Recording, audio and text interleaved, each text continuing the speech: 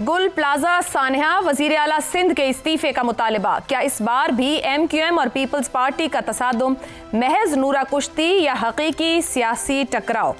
ज़ैगम साहब, आपके ख्याल में क्या महारत से पीपल्स पार्टी माजी की तरह इस बार भी सिचुएशन को हैंडल कर जाएगी, या इस बार कुछ ना कुछ करके दिखाना पड़ेगा, कुछ आगे बढ़ के सियासी स्पेस दूसरों को देना पड़ेगी? इस बार क्या ऐसा नया हो गया कि पीपल्स पार्टी इसको नहीं संभाल पाएगी? अगर इस वक्त नूरा मरहूम खुद जिंदा सलामत होते तो शायद ऐसा दंगल वो भी ना करवा पाते जिस तरह के पीपल्स पार्टी और MQM आज खुद कर रहे हैं। ये दोनों पार्टियां एक दूसरे की इंश्योरेंस पॉलिसी हैं। पीपल्स पार्टी इस वक्त सलामत है दो चीज़ों में, एक सॉफ्ट सिंधी नेशनलिज्म पर और दूसरा अपने सिस्टम पर। और MQM जो है वो उसकी सिचुएशन ज़्यादा गंभीर है, क्योंकि एक मौजूदा MQM को मज़ार से दरबार तक वापस लेकर आ गया है।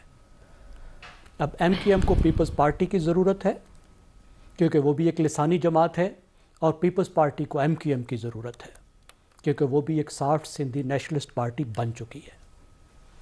तो जब एक दूसरे के खिलाफ ये इस तरह की धींगा मुश्ती करते हैं जिसमें लिसानियत का अंसर होता है, तो उसमें मसाइल तो गुम होकर रह जाते हैं, लेकिन दोनों की जो कोर वोट बैंक है वो एक दूसरे के करीब आ जाती है।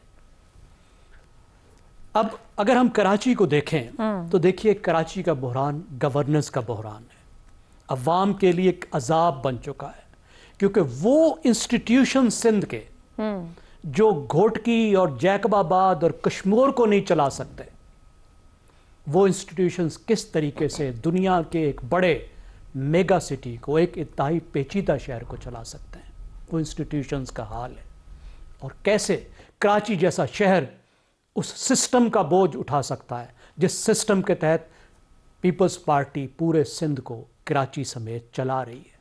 तो नतीजा क्या निकला है कि अरूसल बलाद, जिसका मतलब है शहरों की दुल्हन, वो शहरों का मलंग बन चुका है, जिसकी कोई चीज़ सलामत नहीं, कोई हालत नहीं, और शहर तो गया, पाकिस्तान की मईशत को भी ले डूबा।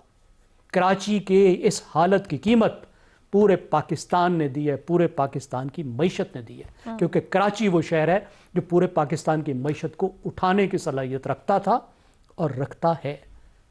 अब हल क्या है? हल बड़ा वाज़ेह है कि जो इंस्टीट्यूशंस डिलीवर नहीं कर रहे, वो इंस्टीट्यूशंस बिल्ड होने चाहिए। इंस्टीट्यूशंस के बगैर न सिंध चल सकता है, ना कराची चल सकता है। डेवोल्यूशन की ज़रूरत है।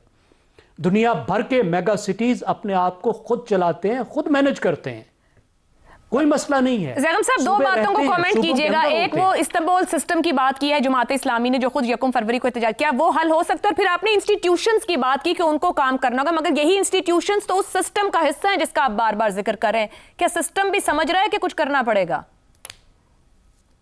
देखिए, सिस्टम का मतलब है इन इंस्टीट्यूशंस को कैसे कैश काउ बनाना है। सिस्टम का मतलब इंस्टीट्यूशंस नहीं है। सिस्टम का मतलब इंस्टीट्यूशन डिसफंक्शनैलिटी काज करके, उनको चलने से रोक के, उनको करप्ट करके, उनको खराब करके, उनसे दूध निकालना है। फंक्शनिंग इंस्टीट्यूशंस अगर होते तो वो सिस्टम होता जो सिस्टम होना चाहिए था, गुड गवर्नेंस का सिस्टम। देखिए, इस्तांबुल भी उन शहरों में से है, और एक शहर नहीं है। दुनिया का हर मेगा सिटी, वो वेस्ट का हो या ईस्ट का हो, वो लोकल गवर्नमेंट के तहत चलता है। लोकल गवर्नमेंट ही उसको चला सकती हैं। वो स्टेट का, न्यूयॉर्क अपनी स्टेट का हिस्सा है, लेकिन न्यूयॉर्क खुद अपने आप को चलाता है, उसकी पुलिस अपनी है। वो पोर्ट्स को चलाता है, वो एयरपोर्ट को चलाता है, वो अपने आप को मैनेज करता है, वो उल्टा विफाक की मदद करता है। इतना जबरदस्त शहर है, इतने जबरदस्त वहां के इंतजामात हैं। लंदन को देख लें, बम्बे को देख लें, तो वही मॉडल तो वही है। लेकिन आप देखें ना, अब ये हजरात क्या करते हैं, क्योंकि मसले का हल नहीं करना, मसला ये है कि किसी ना किसी तरीके से अपनी जगह बनानी है। ये जो मज़ार से आ गए हैं दरबार तक, दरबार में तो जी, अब देखिए, अब वो क्या कह रहे हैं। मुस्तफ़ा कमाल साहब ने क्या किया, बजाय इसके कि इन मसाइल पर बात करते, डेवोल्यूशन की बात करते, उन्होंने सेंट्रलाइजेशन डिमांड की है। माशाल्लाह, वो कहते हैं इस्लामाबाद से मिला दो जी भाई। यहां जो है मुस्लिम लीग नवाज तुमको ज्यादा बेहतर चला देगी, जो साल में एक दफा तशरीफ नहीं ले जाते। ठीक हो गया। इस्लामाबाद में बैठी हुई पार्टियां आपको चलाएंगी, आपको डेवोल्यूशन चाहिए, सेंट्रलाइजेशन क्या चाहिए? और वो बहस ठीक हो गया, क्लैरिटी नहीं है अभी भी लीडरशिप के पास, कुछ हो नहीं सकता। दुरुस्त हो गया।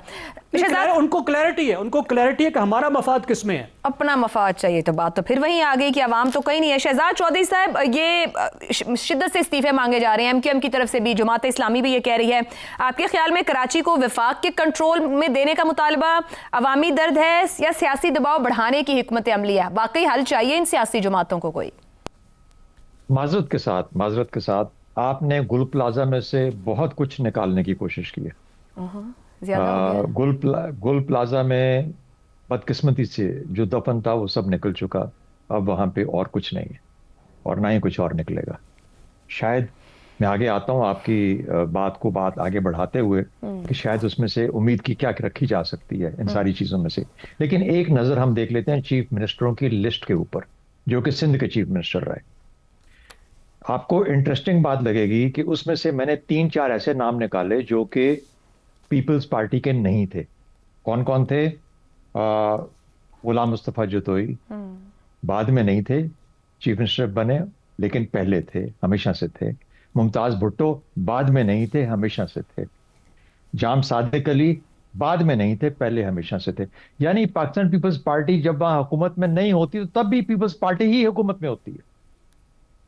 एक गौस अली शाह साहब थे जो पीएमएल पाकिस्तान मुस्लिम लीग का नाम लेके चले, और एक क्यू के कुछ साहब थे जो कि वो आई थिंक मुझे उनका नाम अब याद नहीं आ रहा, बड़े भले लियाकत जतोई भी रहे सर नून लीग के। तो या मेहर अली थे, वो इस थिंक ऊपर से कहीं से आए, जो सिंध के अपर सिंध से आए थे। एक बीच में उन्होंने भी वो एक मार्शल लॉ के जमाने में टाइम गुजारा। लेकिन कहने का मतलब ये है कि पाकिस्तान पीपल्स पार्टी नहीं तो पाकिस्तान पीपल्स पार्टी का कोई और शख्स वहां पे हुकूमत। जब इस तरह की हकीकत हो तो क्या नूरा कुश्ती और क्या सियासी टकराव, और कौन सा हकीकी सियासी टकराव?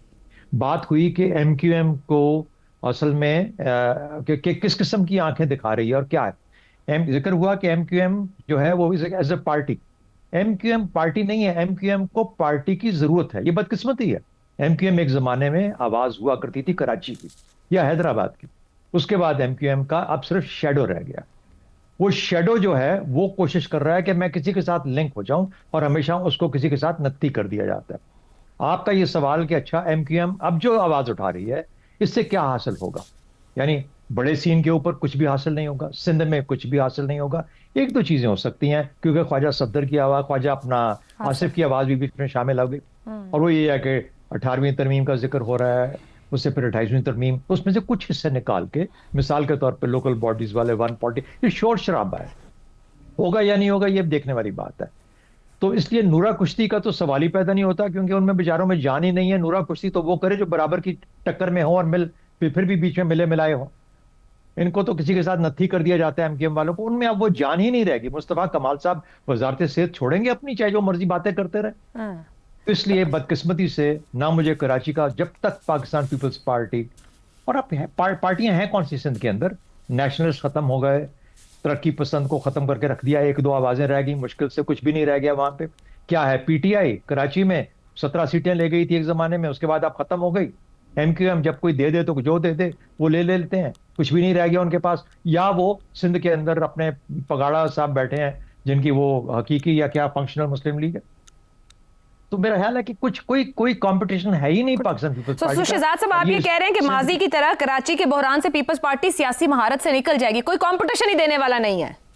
सिंध की बदकिस्मती समझ लीजिए, सिंध की बदकिस्मती समझ लीजिए कि सिंध की किस्मत में ये जो मखदूम और ये सारे बड़े और बडेरे यही रह गए, और सिंध का हाल वही होगा जो कि है, जैसा चलता रहा है। मुझे तो कराची का अफसोस होता है कि कराची का जो हाल हो गया, और इसमें से अगर हम गुल प्लाजा में से कराची की कोई बेहतरी ढूंढते हैं तो वो कम से कम नहीं मिलने वाली। कितने साने आए, कितने गुजर गए, इसमें से क्या निकलेगा? अगर इस हुकूमत में जान है, वफाकी हुकूमत की बात कर रहा हूं, अगर इसमें जान है तो 28वीं तरमीम के अंदर 18वीं तरमीम के कुछ हिस्से निकाले, उनको वेरीफाई करे, उनको चेंज करे, उनको वेरिएशन क्रिएट करके फिर 28वीं तरमीम लेके आए, 140A को तहफ़्फ़ुज़ दे, और मुकम्मल तौर पे एक सेंट्रल प्रोग्राम बनाए जो कि पूरे मुल्क के लिए लागू हो, एक ही जैसी पॉलिसी। तो फिर मैं कहूंगा कि हाँ, इसके अंदर से कुछ निकल सकता है। लेकिन उसका ताल्लुक गुल प्लाजा से नहीं, वफाकी हुकूमत की रीढ़ की हड्डी से। ठीक हो गया। हसन निसार साहब, अभी ऊपर जैसे बात हो रही है, उम्मीद नहीं नजर आ रही पैनलिस्ट को, मगर कोई सियासी जमात सेंट्रलाइजेशन की बात कर रही, कोई डेवोल्यूशन की, ऐसे दुख भरे दिलों के साथ मीडिया के सामने आके एक दूसरे के ऊपर इल्जामात,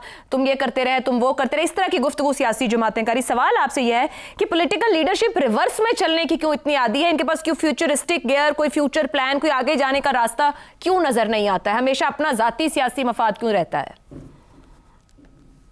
सुभान अल्लाह भाई, बड़ी अजीबो गरीब बात की है आपने। रिवर्स में चलने के आदी हैं या हो गए हैं, फलाना है। मतलब फॉल ऑफ ढाका के बाद भी ये सवाल पूछा जा रहा है, हैरत होती है। नूरा कुश्तियाँ, हकीकी सियासी टकराव होगी, कुछ भी नहीं है। मिसाके मुकमुकात है, जैसे एक दूसरे को गालियाँ देते रहे, धमकियाँ देते रहे, कोई ज़ुबान काट रहा है, कोई किसी के बाप को उठा के डाले में फेंक के ले जा रहा है। ये सारी तारीख है आप लोगों की, ये ज़रूरतें हैं और उसके मुताबिक। और एक बात और, ये सिर्फ सियासत ही नहीं है, आपका पूरे का पूरा माशरा जो है ये मसनूई पपियों और जाली जफ्फियों पे चल रहा है। अंदर तो आस्तीनों में तो खंजर होते हैं। अच्छा, सियासत तो 100% ही मुनाफकत है हमारी, ये ग्लोबली भी है। ये बड़ी अजीब एक नापाक सी चीज़ है, लेकिन हमारे यहाँ तो इसके अलावा है ही कुछ नहीं। अहमद फराज ने क्या कहा था, तुम तकल्लुफ़ को भी अखलास समझते हो, फराज दोस्त होता नहीं हर हाथ मिलाने वाला। ये अपनी अपनी वारदातों पे हैं। ये बनारसी ठग्गों पे किताबें हैं, बड़ी खूबसूरत गोरों ने लिखी, वो पढ़ के देखें तो आपको इनको समझने में आसानी होगी। बस मैं को लंबी चौड़ी उसमें नहीं जाता। ठीक हो गया, बस दुरुस्त है।